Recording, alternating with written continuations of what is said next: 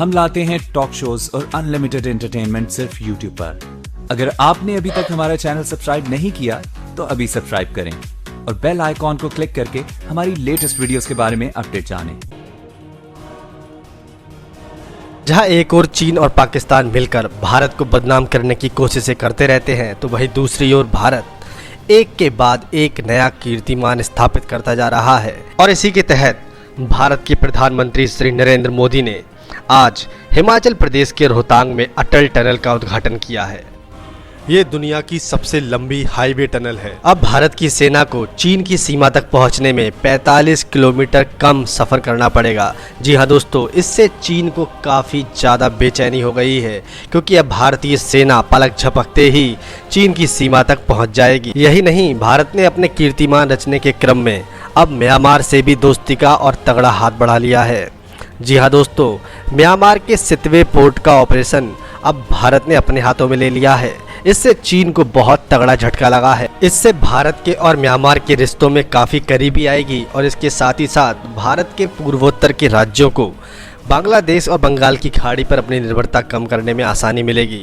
جی ہاں دوستو، بھارت بھی اب ایک ایک کر کے اپنے پڑوسی دیشوں سے ایسے سمبند بنا رہا ہے جس سے کہ چین کا دخل اس کے پڑوسی دیشوں میں کم ہو جائے، اور بھارت اپنی دوستی کے ناطے ان دیشوں میں اپنا وشواس اور اپنی طاقت بنائے رکھے۔ بھارت جہاں ایک اور اپنی سامرک طاقت میں بڑھتی کر رہا ہے تو وہیں دوسری اور پاکستان جو چین کا چاپلوس ہے، بھارت کو بدنام کرنے کی بھرسک کوشش کرتا رہتا ہے۔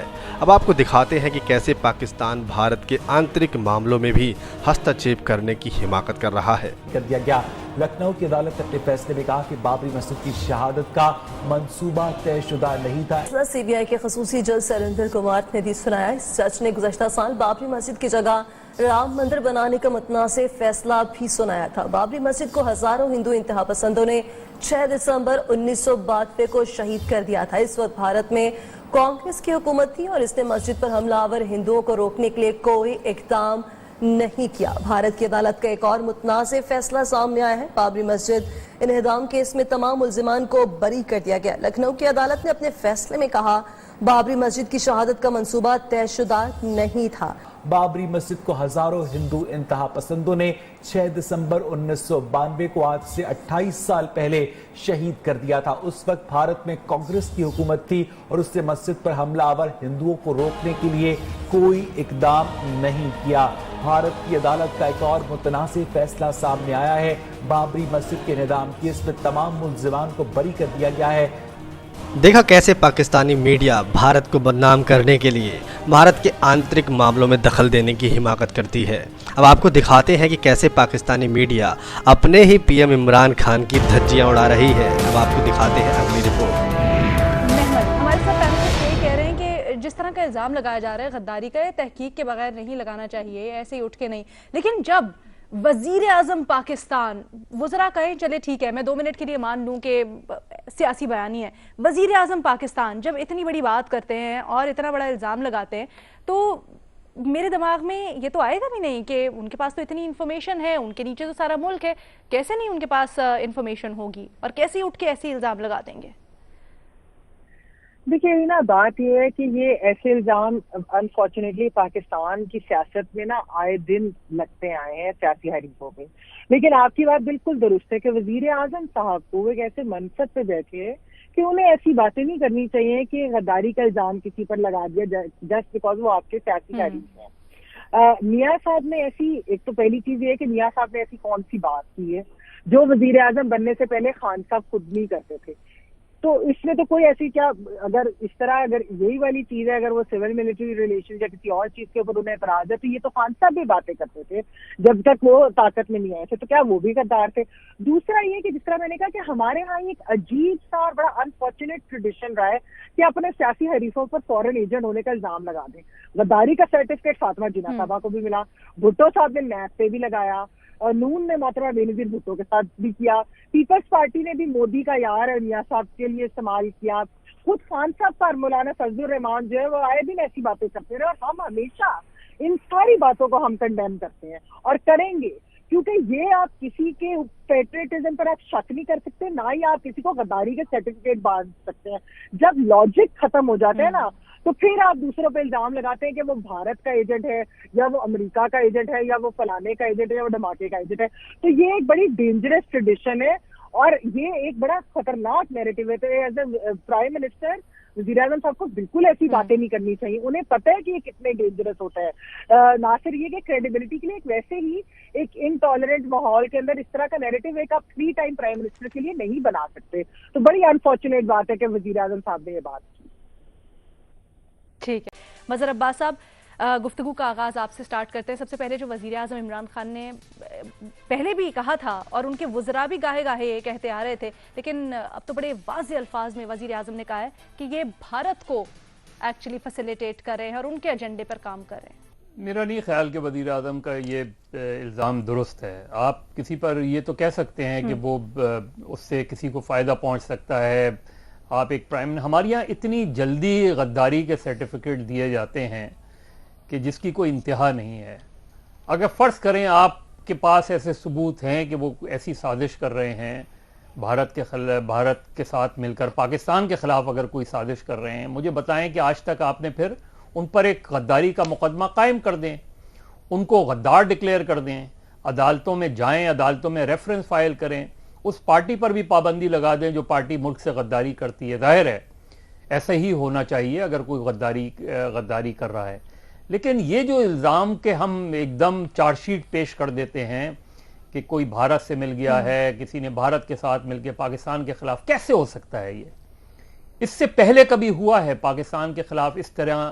دیکھیے، آپ کوئی ملک اس سے فائدہ اٹھا لے وہ ایک دوسری بات ہے آپ کے بیانات سے، لیکن اگر آپ ایک 3 مرتبہ کے منتخب وزیر اعظم کو غدار کہیں گے، ملک دشمن کہیں گے، بھارت نواز کہیں گے، پاکستان کے خلاف سازش کرنے والا کہیں گے، تو یہ میرا خیال ہے کہ یہ کا بات پھر کہیں رکے گی نہیں.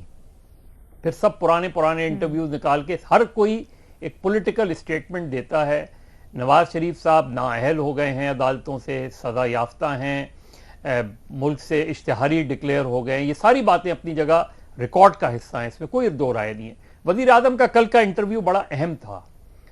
وہ کہتے ہیں کہ نواز شریف اور بھٹو آمریت کی پیداوار ہیں. یہ بات تاریخی طور پہ درست ہے کہ انہوں نے آمریت کی آغوش میں آنکھ کھولی. عمران خان خوش نصیب ہیں کہ انہوں نے جمہوریت کی آغوش میں آنکھ کھولی. لیکن جس جمہوریت کی آغوش میں انہوں نے آنکھ کھولی ہے، ان کو یہ اندازہ ہے کہ اس جمہوریت کے لیے کن لوگوں نے قربانی دی ہے اور کتنی قربانی دی ہے. پھانسیاں وہ چڑھے، کوڑے انہوں نے کھائے، قید و بند کی صحبتیں انہوں نے برداشت کی. یہ ساری چیزیں ہوئی ہیں. تو اس ملک میں جیسی تیسی جمہوریت، اس پہ آپ سوال کر سکتے ہیں کہ یہ صحیح جمہوریت نہیں ہے. اس جمہوریت کے نام پہ بہت سے لوگوں نے پیسہ کھایا، کرپٹ پولیٹیشنز آئے. یہ ساری چیزیں اپنی جگہ درست ہوتی ہیں. لیکن اس نظام کو لانے کے لیے جس کی پیداوار خود عمران خان ہیں اور فخری انداز میں کہتے ہیں کہ میں نے آمریت کی آغوش میں آنکھ نہیں کھولی، اس لیے کہ اس وقت تک ملک میں جیسی تیسی ڈھیلی ڈھالی جمہوریت آ چکی تھی. تو آپ کو شکر ادا کرنا چاہیے کہ آپ نے جمہوریت کی آغوش میں آنکھ کھولی ہے. وہ لوگ اتنے خوش نصیب نہیں تھے جنہوں نے آمریت کی آغوش میں آنکھ کھولی، کیونکہ اس ملک میں آمریت کا آنا ہی ایک المیہ ہے. اس ملک میں مارشل لا کا لگنا ہی ایک المیہ ہے. اس بحث میں جائے بغیر کہ کون، اب وہ 12 اکتوبر کو لے لیں، وہ کہتے ہیں کہ میں منتخب وزیر اعظم ہوں عمران خان، اور مجھے کوئی میرا ماتحت جو ہے اگر مجھے استعفیٰ لینے کا کہے تو میں اس سے استعفیٰ لے لوں گا. 12 اکتوبر 1999 کو کیا ہوا تھا؟ صحیح یا غلط، ایک منتخب وزیر اعظم نے ایک آرمی چیف کو برطرف کیا. اس کے خلاف کیا ہوا؟ اس سے جب استعفیٰ مانگنے گئے اس نے منع کر دیا، انکار کر دیا. پھر کیا ہوا؟ وزیر اعظم کو، منتخب وزیر اعظم کو گرفتار کیا گیا. وہاں سے وزیر اعظم ہاؤس سے وہ جتنے لوگ تھے ان سب کو گرفتار کیا گیا، گاڑیوں میں بٹھا کے لایا گیا. پھر جہاز میں پیچھے کی سیٹ پر جا کے کہا گیا کہ پیچھے کی سیٹ پہ جا کے بیٹھو. یہ سب چیزیں ہماری تاریخ کا حصہ ہیں. تو آج ہم جہاں بھی کھڑے ہیں، جیسی تیسی بھی جمہوریت ہے، میری تو دعا ہے کہ عمران خان 5 سال پورے کریں. میری دعا ہے کہ اس ملک میں کوئی تو وزیر اعظم اپنی میعاد پوری کرے. कोई 73 सालों में कोई 2 हुकूमतें हैं जिन्होंने अपनी मियाद पूरी की है। तो इमरान खान की बहुत सी बातें दुरुस्त हैं। मुझे खुशी होगी कि इस मुल्क में अगर हम ये तय कर लें कि इदारे अपना अपना रह के काम करेंगे, लेकिन खुदा के लिए ये गद्दारी के सर्टिफिकेट बांटना छोड़ दें। आप वजीर आजम हैं, वो एक सियासी जमात के सरबराह हैं, अगर आपके पास ऐसे ठोस शवाहिद हैं तो जाएं, मुकदमा कायम करें, सजा दें। तो दोस्तों ये थी आज की वीडियो। आपकी वीडियो कैसी लगी प्लीज़ इसे लाइक कीजिए, शेयर कीजिए, सब्सक्राइब करना ना भूलिए आपके चैनल EFCODZ को। और हाँ दोस्तों, पाकिस्तान और इमरान खान के बारे में दिल खोल कर कमेंट करते रहिए। जय हिंद, वंदे मातरम।